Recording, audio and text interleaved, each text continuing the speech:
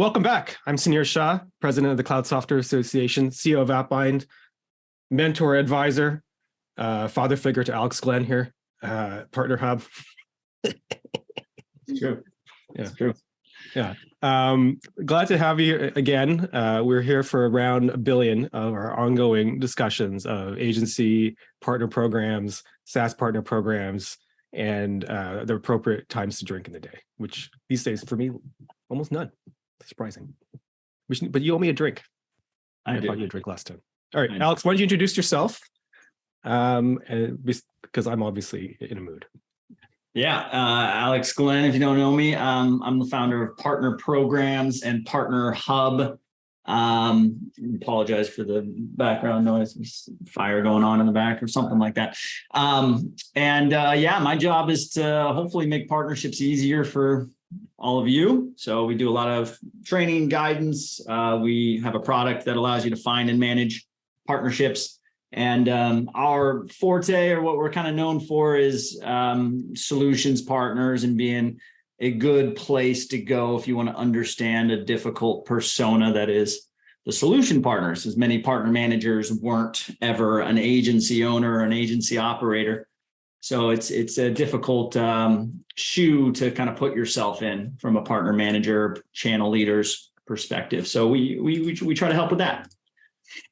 All right. So the prompt for everyone who's listening, because this is a webinar, but we have a fairly large crowd, which is great, is what is your number one challenge you have to work on in January in your channel or agency program?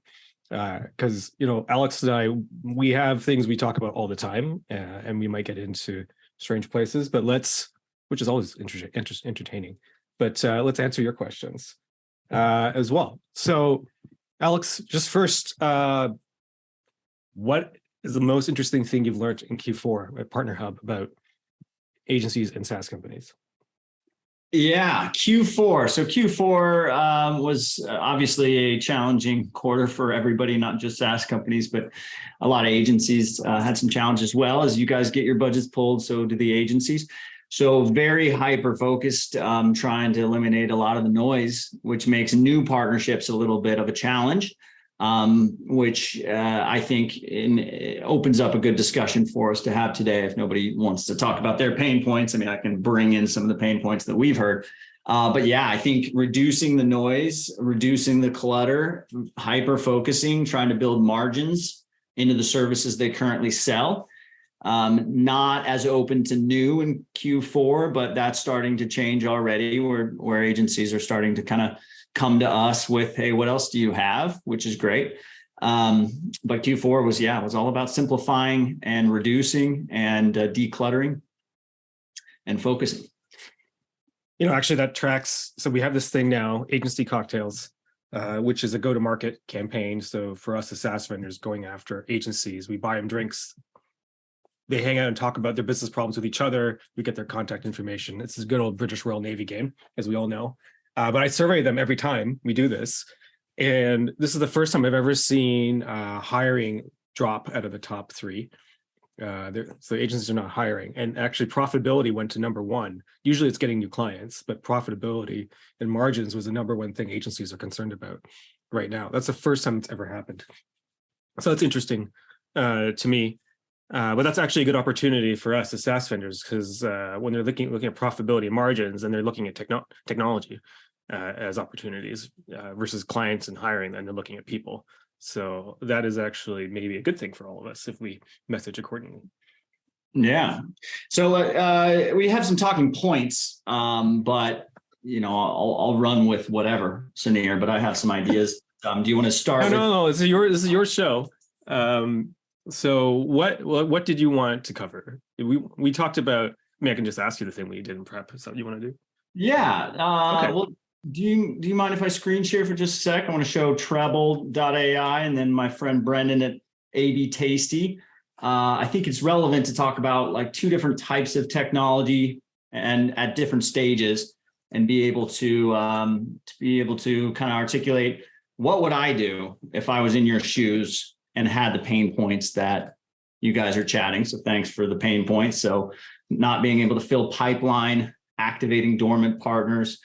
These are generally, I'd say, top 5. And I'll talk you through it real quick, but I just want to show on the screen the two different sites here.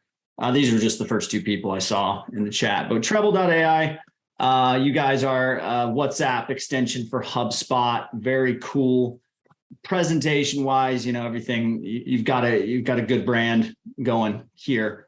And now partnerships, the way agencies kind of look at this is, well, where do you fit into the services I currently sell?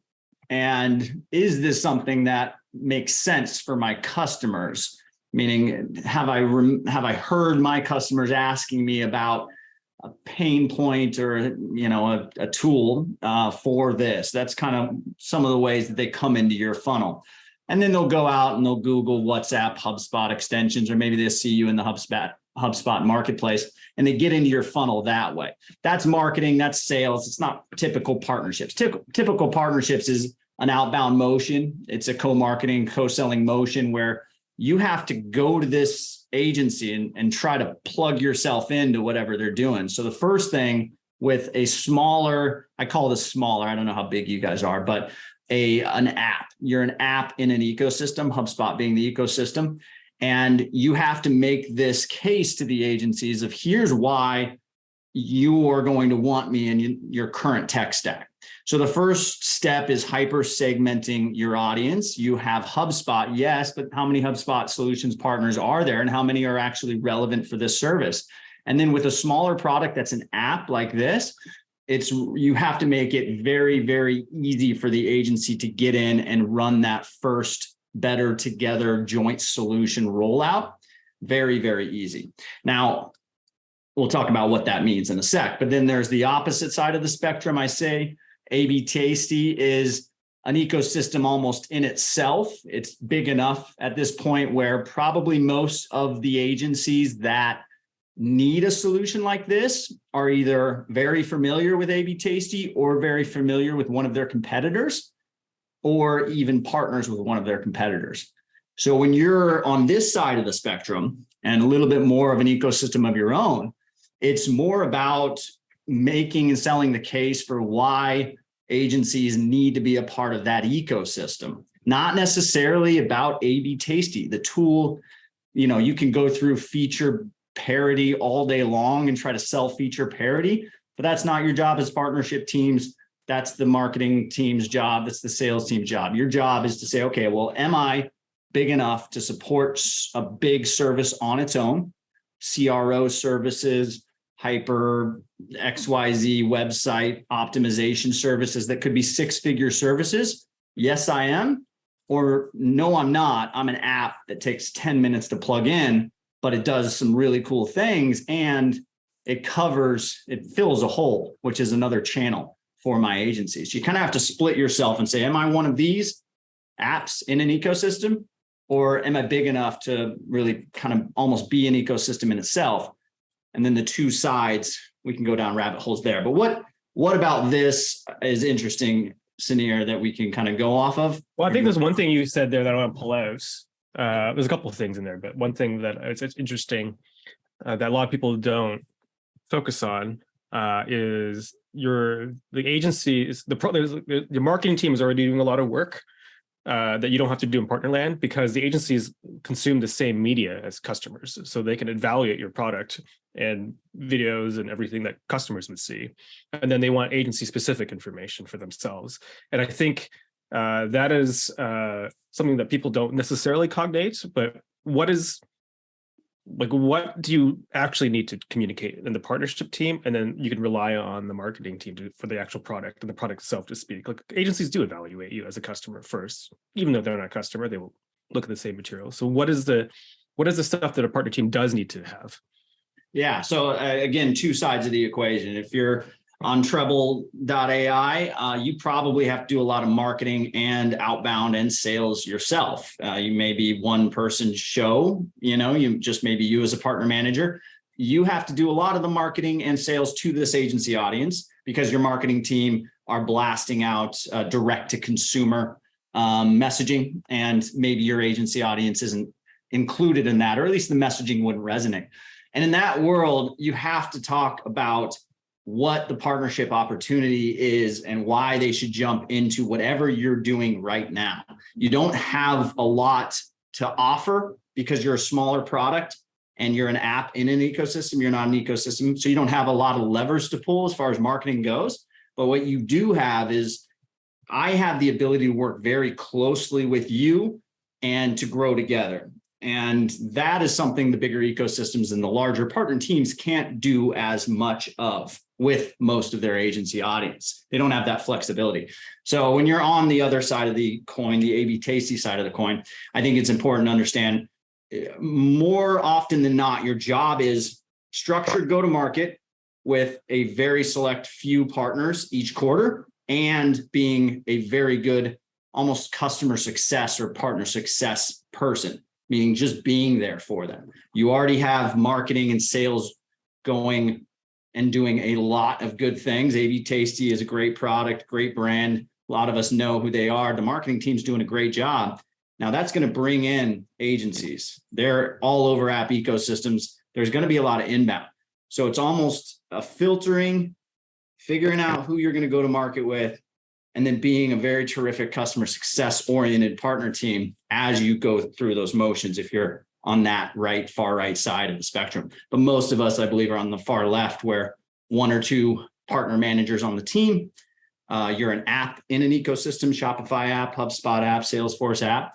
And your job is not to pitch your product all day long. It's to create magnets for these new solution partners to come in, and then being very, very one-to-one and very flexible, and making sure that you work with them to get that service provided on their services page to get that done.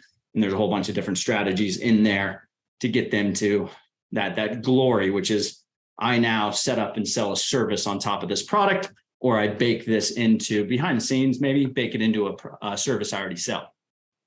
So what's interesting, something we've talked about before, is agencies, on one hand, they do evaluate your product as if they're a customer. So they just look at product marketing as a normal customer. So you don't need to double up that work too much. But what's interesting is this fact that you're, like you said, you have to fit into their services.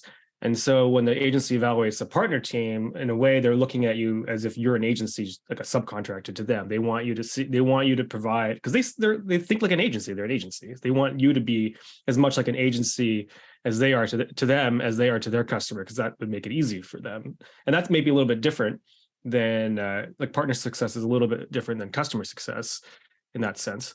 So can you talk about, we skip over these two things all the time, like, oh, just, you need to provide great service to the agencies, but what does that actually mean, Alex? Like how do people make a plan to improve that this quarter? Because it's actually not that hard, but it's like, what is it that they want? It's like, you're just asking, what do you actually want from me? Alex. Yeah, so you think about it like, okay, well, I'll answer that by stating an anecdote that I heard about a notable platform that was had a HubSpot integration that they rolled out. They did a big push to HubSpot agencies. A few top HubSpot agencies got in, but they didn't plan well enough what would happen when a referral came to one of our partner managers via email, and that wasn't the correct person for that referral to go to. And this agency that complained about it, and a couple more did, they got into this scenario where they were almost embarrassed to send the referral because of what happened to the referral, their client. So I think a couple things to note there is, like, you're going to be more focused on getting these partners to come into your calendar and to come into your funnel. But if you didn't plan to say, well, what is the process? What's the operating procedure for a deal? And what happens when a deal comes to us that is coming through the wrong to the wrong person, through the wrong pipe? What do we do? What's the procedure there? So we can make sure you're keeping your partner in the middle is the main thing. Takeaway there. They need you to help them build a business. They need you to put them in your marketing and to make them famous, what we say, but put them in front of your audience. They need that. But at the end of the day, what is like table stakes or bare minimum is you have to make sure that they look good and continue to look good to the clients that you have mutual business with. right? So if I send you my client, it may just be a $20 a month user for you, or $100 a month, or whatever your monthly fee is. But to me, that could be a six-figure client that's been in my book of business for a few years, or maybe a brand new client that I'm trying to currently sell a six-figure project for. And that's big for me. So just understand that is a very important and sensitive scenario. You have to get that right. And getting it right means the main thing is making sure your partner is in the loop. And then when that client has any issues, you're bringing the partner back into that. Don't feel like you're going to annoy your partner. Make sure that they understand that they have to continue being the crux of the relationship, and you're not trying to take the business out of that relationship. So keep them in the loop, bring them back in, communicate effectively there. That's one of the main things for partner success, I would say. And then we can talk about top of funnel, how to bring them in with different magnets and levers if you want. Yeah, I mean, we can go deep on that topic, but I do think there is another question about building pipelines. Let's do that. And like you did mention that most of partnership is outbound, which is something we can talk about, because there's also inbound and also passive opportunities as well. But let's talk about the outbound strategy, because that is dominant, right? So lead magnets, et cetera. What can you do to outbound to partners besides using Partnerhub to find your concierge list? Yeah. So if you're not in Partnerhub, you have too sad for you. Yeah, sad. No, but this is perfect, and definitely want to get to what Galina says there in chat. Galina's with an agency. She's with Position 2. I don't know if that's how you say it. An advertising services agency, specific to B2B. It looks like digital marketing performance. Let's just talk about it right now. So, like one of the things that always comes up is commissions. Do they matter? Yes or no? And because whatever your because AppBind is an expense management tool for the tech stack for agencies. So we know that there's no way, it's just absolutely bizarre if the expenses of the tech stack are more than 20% of the overall contract value to the agency. That means something's got under control, unless it's a media spend. Okay. But so they make money from services. You're nothing to them. Your commissions, therefore, are like a percentage of a small percentage, right? So it's nice, it's necessary because it helps pay for their investment, but they want to see co-marketing and leads. And that's really important to have that. Even if you don't have it right now, even if you do something to promote them or build up their credibility. So I'm sure this leads into like part of your outbound strategy, because that's part of what you're offering. But I want to, because that's an important point going forward. Okay, Alex, sorry. Yeah, no, I love it. And this is Galina's agency partner page. So these are your core partners. You probably have more, Galina, I'm sure. And if we're looking at these are, it looks like mid-market, enterprise focused. Some of these are six-figure products minimum, and pretty much all of these require a very detailed solution involved in the setup and implementation, an implementation partner, a solutions partner.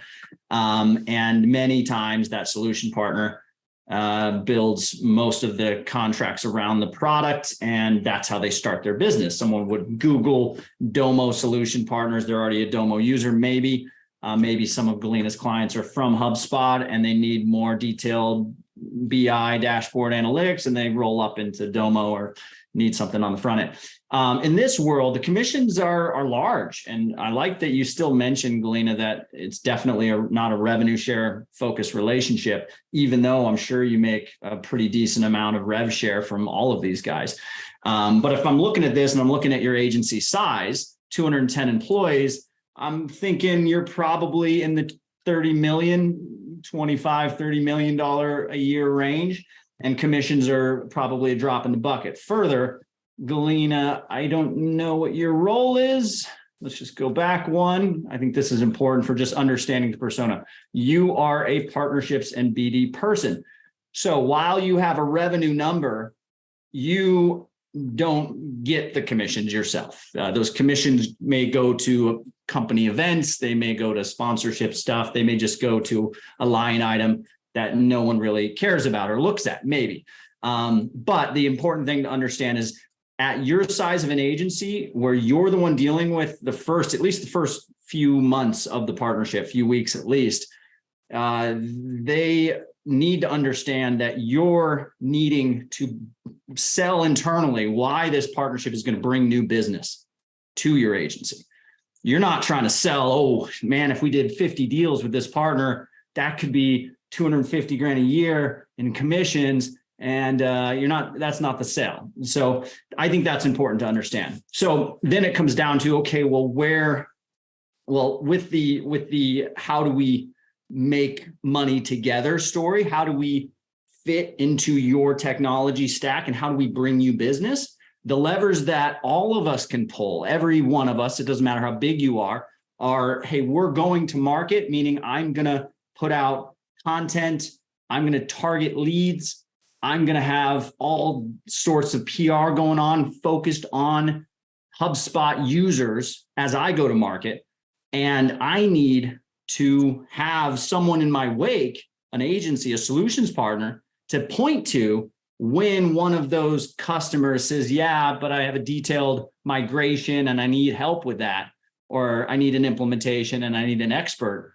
I need to be able to point to that. So when you're going to market, you say, okay, well, what is the next big thing for my tech company? So if I'm one of these tech companies, what's the next big thing? The next big thing could be a big push into Latin America. It could be a big push into Salesforce because you have an integration coming out. It could be a big PR event. Then you say to marketing, okay, well, what do we have being published and produced, events, maybe a micro podcast, maybe a lot of content and articles, maybe a white paper. What do we have? You build your list of all the ammunition that you have. And then you say, okay, well, let me build a list of specific partners that are already in market in those markets and need more business in those markets. And then I take all that ammunition back to those partners and I say, hey, I'm 3 months out from a go-to-market into this ecosystem. You're already there. It looks like you're doing well. Well, I'm going to have a bunch of inbound coming into our funnel, and we need a short list of partners to be able to work with on this is what we are going to be able to do, meaning content on the keywords that you're doing. And we also need a short list of experts that can be trained up on the implementation so that when we have that inbound, we can point to you and say, this is one of the partners that can do it for you. And yes, they're promises, but at the end of the day, you're at least giving them some foresight and a carrot to say, if you join me on this trip into market, you're going to at least be on a short list of people that are going to get the benefit. And by the way, right now, just to make this worth your time right now, I'll go ahead and do an expert feature spotlight on our blog, get you a do follow backlink, get you some thought leadership content just for taking the time and exploring this relationship. Let's do a lunch and learn next week to see if your team's on board. And then we'll decide from there whether or not it's a fit and continue that sort of wheel of a relationship. And then if you're bigger, if you do have the AB Tasty, maybe you have a directory, you do have a lot of inbound. From there, it's really making the case that you are a better product and a better implementation to that ecosystem. And you have a whole lot of inbound and demand already. And you have a directory of partners that are already getting that inbound. And if they go through a few certification steps, they start being a part of that referral system that you've got already set up. So two different sides, but I think most people are in that first side where you kind of have to create the go-to-market, pick a list of specific partner types, build that list of ammunition that you have to offer, and then go one at a time until you have your 20 or so partners that you're going to go to market with. It actually leads to a question Brendan Lawrence has. What his challenge was activating dormant partners. And the way I express it internally to my teams is you want to always have a train leaving the station. But you mentioned some events, PR events, launches, something is happening and you need to get on the train or get off. And that's usually a good way to motivate partners. So, if you had a list of, let's say 100 partners you've had over history and you want to reactivate them, what kind of events, big splashes, whatever, would you brainstorm, Alex, that could help go back to the dormant list and get them moving again? Yeah, the dormant list. So yeah, you had partners that came in and out of your funnel. You may have had a couple calls, maybe you did a lunch and learn, and they've just been quiet. I stress that, yes, like Sunir is saying, you have to have something else to talk about besides the program and your product.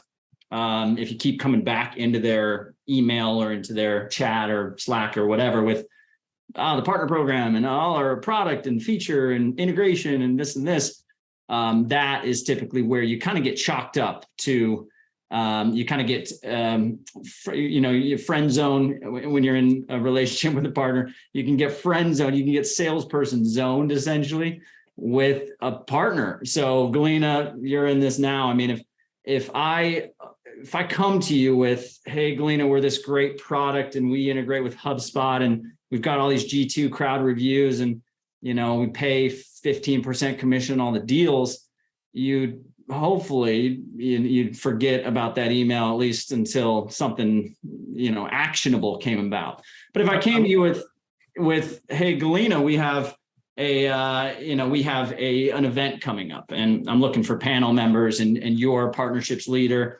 and you've got a great experience in mid-market B2B SaaS, and that's going to be the target audience. And you seem quick-witted, you seem like a good public speaker. Is this something you're open to doing? You'd at least return that email with a yes or a no or a maybe, and let's get on a call to figure it out. So leading at least with what is it that I want to do with you that's ephemeral, meaning it's expiring. So that encourages it. Okay, so then back to Sunir's question about reinvigorating dormant partners.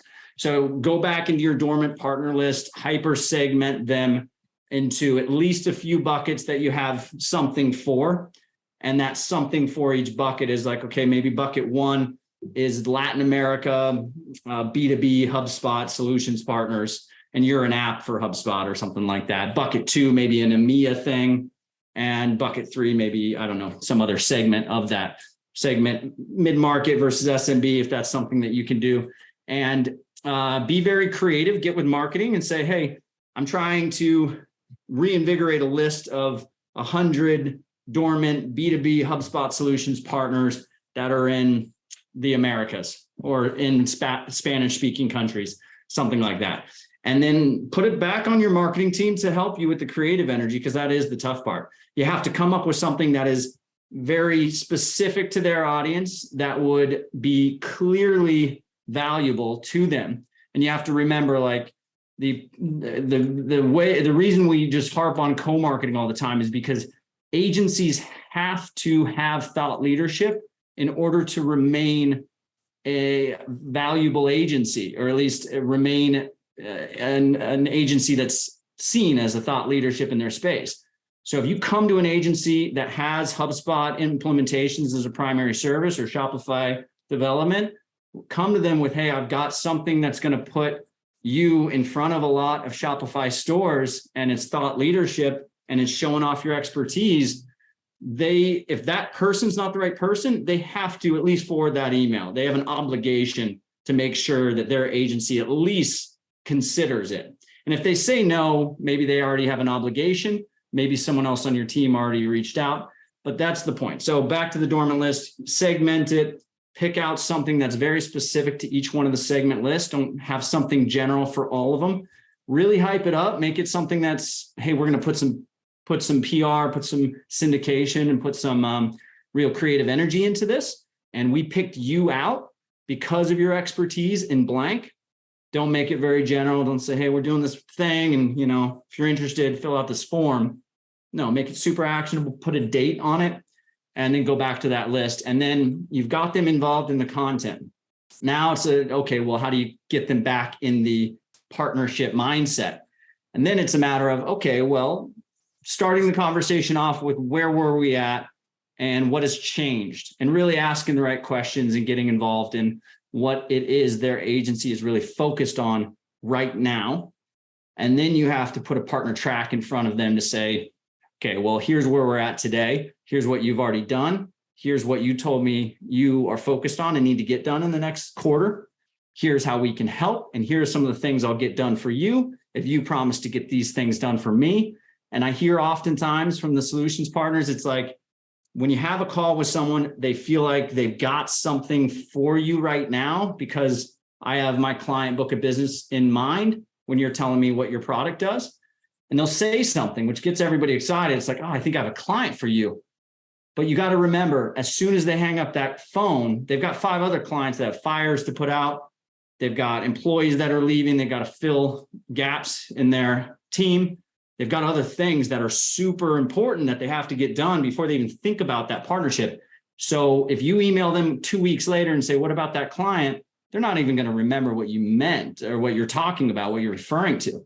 So keep them on a track. Don't make it about the product. Don't make it about one specific referral. You're after all of their clients, not one. Continue on the track. This is what we're doing next. This is what we're doing next. I'm going to feed you all this stuff to make sure you stay on the track and make it worth your while. But this is where we're going. Let's not lose sight of where we're at, right? And then keep that progressive stuff go. Don't just chime in their inbox with, hey, remember me, and leave it at that. You got to have that intentional track.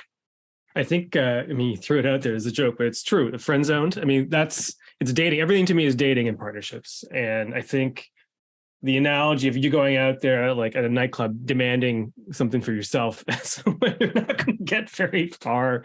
But this question funnily, we have the agency cocktails thing, right? So what we do talk about is I just asked them about their business and how they manage their business and margins. And then suddenly you have the opportunity to fit yourself into their world because you don't have enough information to even pitch them until you get interested in their own lives. What is the most attractive thing you could offer is interest, right? And so show interest to them, show interest in your own life, do something interesting. Okay. So that's outbound. Now if you're building an interest machine, which you could be, let's talk about inbound as well. And then there's finally also the passive or shadow as well. So let's talk about inbound next, because that if you're doing successfully like your A/B tasty, you're building inbound community. What does that look like? And what could people look to build in order to build an inbound partner motion or building an inbound partner motion? Inbound partner acquisition. So they're coming to you instead of you're going to them. That's the next step. Yeah. So what I would say, let's think about that for a sec. So a problem most of the partnership teams have is the product isn't you have to hope this is ideal where the product and the partnership team are all kind of at the same level, if you will. But if we're all honest, out of 100 SaaS per category, there's probably only 5 that are really going to be attractive to partners. Like we see the same ideal tech stack in e-commerce pop up all the time and B2B pop up all the time. You see the same brands in there. So building an inbound, it's really a situation, be honest with yourself about whether or not your product is meeting the needs of the market to the point where they can drum up an inbound. And that's less about marketing, less about sales. It's really is the product team coming with something that agencies want? So when you're trying to win an end customer, you can rely on marketing and sales to get that done. When you're trying to win a partner, especially good partners, savvy solutions, implementations, referral partners, they are 6 months ahead of your marketing team. They're 6 months ahead of your sales, even your product team. They know what's coming. They're very savvy. So, they can make a judgment call in about 30 seconds by reviewing something that your marketing team or your partner team has posted or sent them or something as soon as they get it. So when I tell teams, it's you see those really awesome partner programs have all this inbound going on. 9 times out of 10, it's the product doing the work. So just I'd say 99% of the time, not 9 out of 10, it's the product bringing in that inbound. Then it's the partnership team's job just to keep things going on, meaning have stuff to include partners in, being creative. You see all these co-marketing opportunities pop up from the really creative partnership teams. Marketing is involved in that, or oftentimes they have a partner marketing manager with a marketing background, and they're coming up with new stuff all the time. So if you are one of the 9 out of 10 products that probably isn't a category leader and probably isn't generating that inbound, you got to be very creative You got to be able to win the partnership based on success and the opportunities that you can drum up for them. And you got to be very one-to-one and not think of it like a funnel system that you can just open up. And if you have all the things that the other guy has, it'll just create a bunch of inbound. So I'd say, Sunir, the hardest thing for me to tell people is, if you do not have inbound, your product isn't ready for you, isn't there yet, right? That's basically it. I mean, they're exposed to the same marketing customers are, right? And partner, it is possible to do. It's impossible. I mean, there's plenty of examples I can give you. I'm trying to grow from 0 to think of a good example. If you really pull my teeth, I'll get one for you in about 30 seconds. But the reality is, your product is what they're not going to introduce anything to their clients that they don't trust, and so the product has to be at some level of completion that they can feel good about it, and they're going to look at the product because it has to solve a problem. And then, like you said, then the partner team's job is to provide all this agency services to the agency. Yeah. So if we talk about the persona, you think about it like this. Agencies aren't out there looking for tools on marketplaces and G2 crowd. They're not out there shopping to fill a hole in their tech stack. Usually where they get their information is from their Slack groups, from their communities, from their friends, and from their clients. The client will come to them. So you have to rely on the marketing team to get the client to ask the agency about the product. Where you come in is finding out which customers of your product have an agency contact, either they're buying a service from an agency, or they're working in some way. And that you rely on your sales team to put those actual fields in your CRM, actually document which clients or customers, users have an agency contact and how they're working with them. This is the shadow. We should talk about the shadow as well in depth. But yeah, go ahead. Yeah, I just think it's very important. Like if you are not the 1 out of 10 that has that category leading product that's creating that inbound, you got to be very, very creative, very, very one-to-one. You can't expect to create a funnel for yourself. You have to go after specific agencies with a specific value proposition that will hit their customer persona and something that they can't say no to. And can I ask you about a different strategy that's somewhere between inbound and outbound? What about your tech partners? Like working with, because if you're like a new product in an ecosystem of tech, they have channel partners. So what can you do to work with their channel programs to inbound from their channel programs, tech partner? Because that's often the alternative strategy. There's a little bit more of a malleable sort of strategy where I can go to a tech partner and I may not be the best integration partner with the biggest list, but I may have some other levers to pull, and I can incentivize them to bring me into the market with them. Now, what level of bringing you into the market? It starts with, hey, I'll show up next to you in some co-marketing. Most people will say yes to that as long as your brand isn't totally tarnished. Then there's, okay, well, we'll take some combined market development funds and go after a specific audience together. And then it's below that, I'll bring you on to sales calls with me.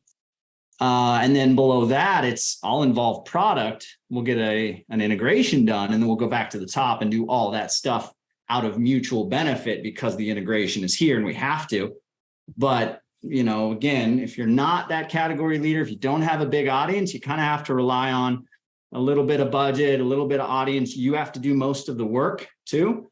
So I can't come to someone like Sunir and say, Sunir, put all this work in, create an event for my community and create the assets, and let's both promote it to each other's lists.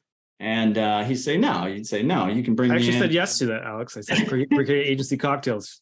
You're asking, for me, I would say yes, because I'm a lunatic, but yes, normal people wouldn't do that, yes. So the 90%, you do have to come with the work already done. So you come to the integration partner, even the agency, you say, I've already got this done. I've already got this baked.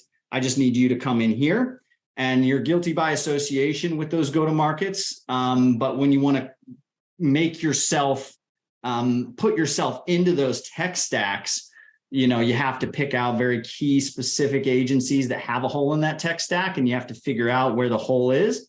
And then you have to figure out what technology is around the hole that you have some level of relationship with, either an integration, a friend that works there, and then put together a very strategic go-to-market and how you're going to work with each one of those. We call them circles, right? So AppBind plus this, plus an agency over here, plus another integration forms a circle around a specific target audience.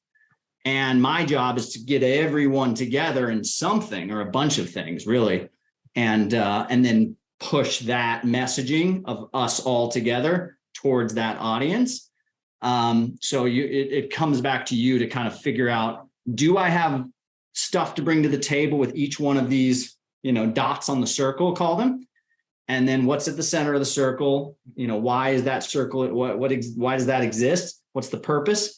And then you have to go back to your teams and say, hey, what can you help me with to make sure I'm getting into that circle and bringing our product into that circle, because we're all going to win, and build, again, that ammunition, go one-to-one, put the pieces together.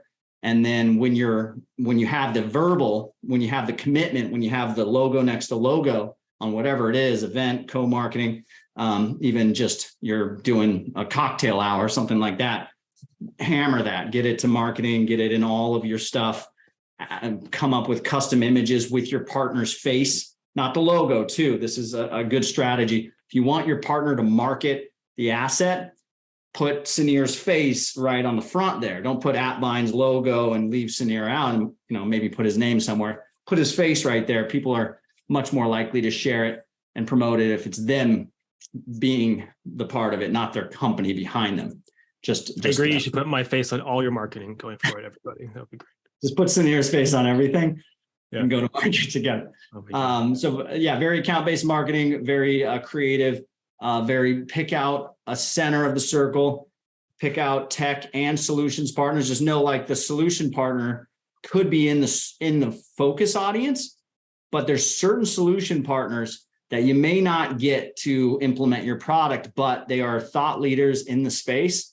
Solutions partners follow and do whatever a top solution partner does more than they'll do whatever a top, Shopify website or a top HubSpot customer would do. They follow these people. So get those people in your circle along with the integration partners and go to market, meaning promote to that specific list, not an audience on Facebook. We're talking about 100 customers that you want to know, for you partners, 100 partners that you want to know about what this circle is doing together, and get a little bit of FOMO.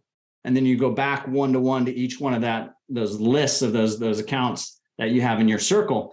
And by that time, if you've done your job right, they've seen you next to somebody else and they're interested. And you still have to have hey, this is what we're doing, I want to include you in stuff. But at least they've seen you next to one of those circle partners. And that makes them want to return the email at least and get on a call. One of these things with the service channel is I find there's like a laddering. Once you have customers, then you can bring on some agencies to serve those customers. Once you have tech partners, their service companies need to service your stuff, and that's an opportunity. And the more you build on one side, the more the service channel, because it's between you and the market, can grow along with you. And it's actually, there's a really simple way to figure out when and how to approach them. You have to answer the fundamental question in partnerships. Why does the customer need that partner to move through your pipeline or through the life cycle with your product? And if you can answer that question in a way that they can create value and create business returns for themselves, then it becomes easy. So if you did a Salesforce integration, you go to Salesforce implementation partners and say, well, we have customers who need Salesforce help. Can we talk to you about it? So it becomes obvious what to do. And then the last thing, before we run out of time, is we touched on it, is like looking at the agency, looking at the accounts that have agencies in them. We're asking the salespeople. So this is the shadow. The shadow channel, for those who don't know, although I guess we've been talking about it for ages now, but all the partners, because they sell time for a living, they just don't want to talk to you because you just sort of waste their time. They just want to serve the client, but they're already using the product. They're already engaged with clients around your product. They're just not engaged with you yet, which, to be honest, is fine. I mean, they close the account, so money is one. But if you engage with them in a positive way, you might get another client from them.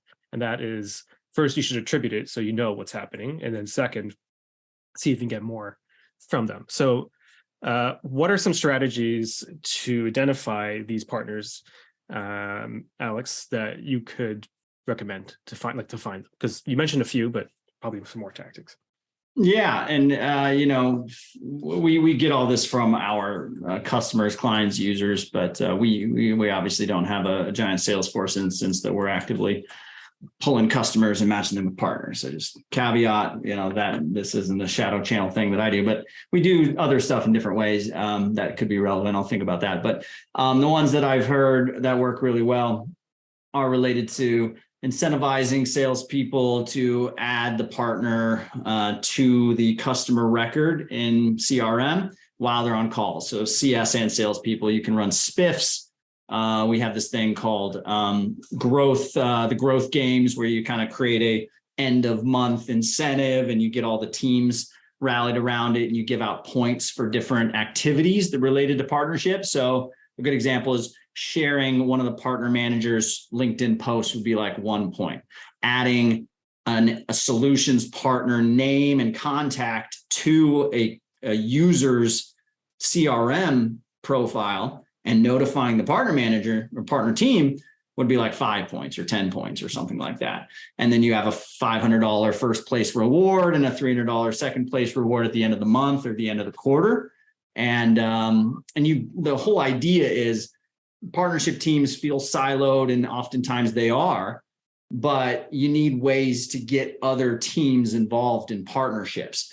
So that's less about the shadow channel, more about just getting your team involved. But the shadow channel is, you have to get your team to uncover the shadow channel almost for you. Many partner teams don't even have access to the CRM or don't have the ability to run a detailed report on the CRM, which is like, that's tragic, but that's true. That's where many partner managers are. So you have to knock on the salesperson's door and say, listen, I'm really trying to figure out how many of our user accounts have 2 different or 3 different domains as admins, meaning I may be an admin of Sunir's AppBind account. He may be an admin of my Partnerhub account. It's under Partnerhub, but there's this Sunir at appbind.com person. Who's that? And is that person a solutions partner? Are they an IT person? Who are they? So uncovering that data, and that is could be a big SQL query. It could be a CRM export, but you want to know who are administrators of all of our user accounts. And then you have to go and match and do all that. So there's some digging and there's some research involved. Actually, one thing we were talking about in your Slack, and I ended up advancing over the holidays because I was bored, as I built this shadow channel calculator. So you just dump all the email domains in every account, and it will tell you what are potential agencies. And then I also have now a list of 300,000 agency domains. So we can talk about that in the CSA Slack, and maybe that'd be fun. I think I've done it with a couple people, but 1% of your accounts, which is what we estimated, would have agencies in them. So that's another good place to pick them up. Yeah. And I got one real quick from Galena. She goes, it's hard to get salespeople involved and on deep level. Very true. One of the things that our friends at Hawk Media do is a tech partner will come to Hawk Media and say, hey, we got 5% or 10% commission and you've done these many deals and this is what we owe you. And the team at Hawk will actually have the tech partner say no, or say to the tech partner, no, we don't want that commission. We don't even want to track it. We want to deal with it.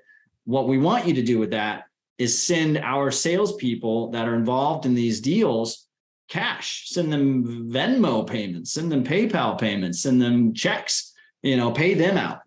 And then the salespeople are like, well, shit, I made $500 last month from the partnership team or from our partners that are, they were obviously referred by the partnership team.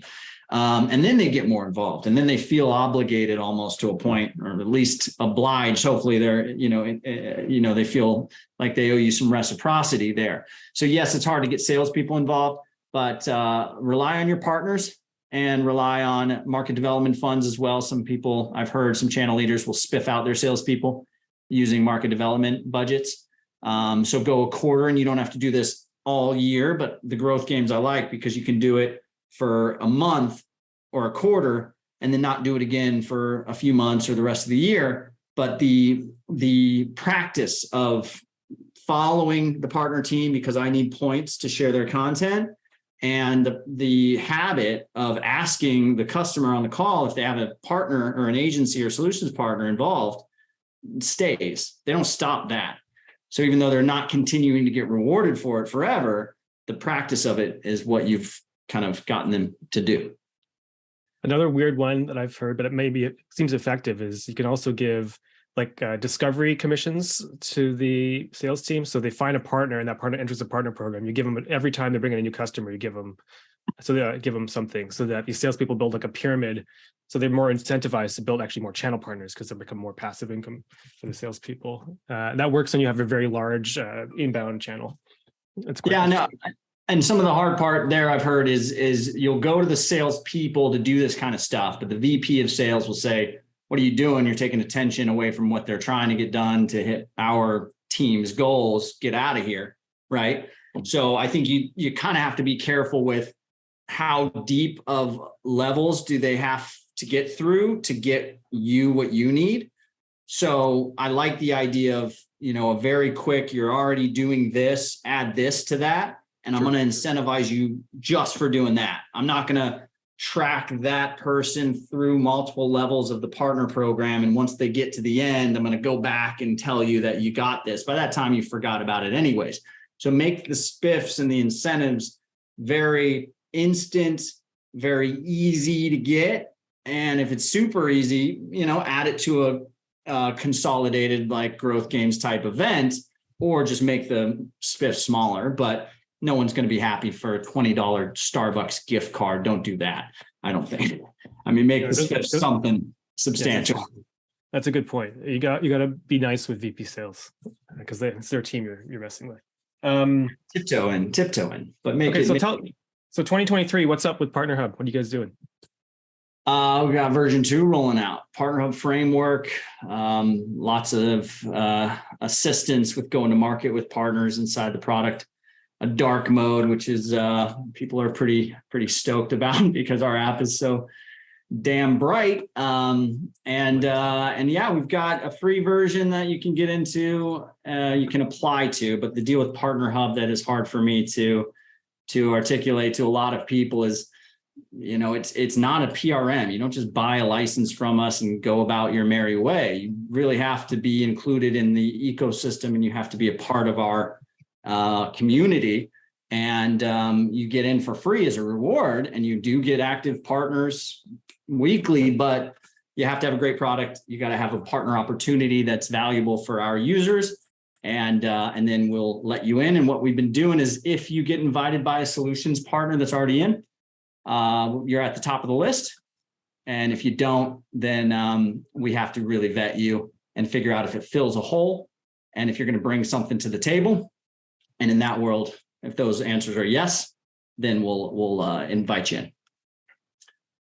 Hope that helps. Awesome. Okay, so how do people find you? Partnerhub.app, one thing, obviously.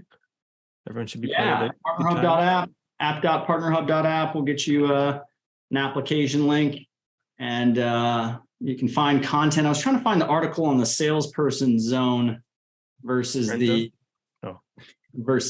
I like all the dating analogies. For me, it's just yeah. I have an article on it somewhere. I published like too many places. I don't even know where these articles go anymore. Oh man, you should see what I'm doing with the robots. Yeah, let's talk about that for sure. But check out some of that stuff. There's some really awesome actionable content in that blog. And then if someone finds that partner salesperson zone versus partner zone article, please share it. Partner zone, searching my community right now. I can't find it. I think it's 2 words. Anyways, I'll post it to CSA channel if I find it. Yeah, so we're all in the cloudsoftwareassociation.com Slack. Just join from the homepage, cloudsoftwareassociation.com. It's free. We hang out. We talk partnerships all the time for those who are just coming in cold. And Alex, thank you so much for doing this again, my old friend. And I'll see you again soon. Yeah. Take care, guys. Thank you very much, Sunir.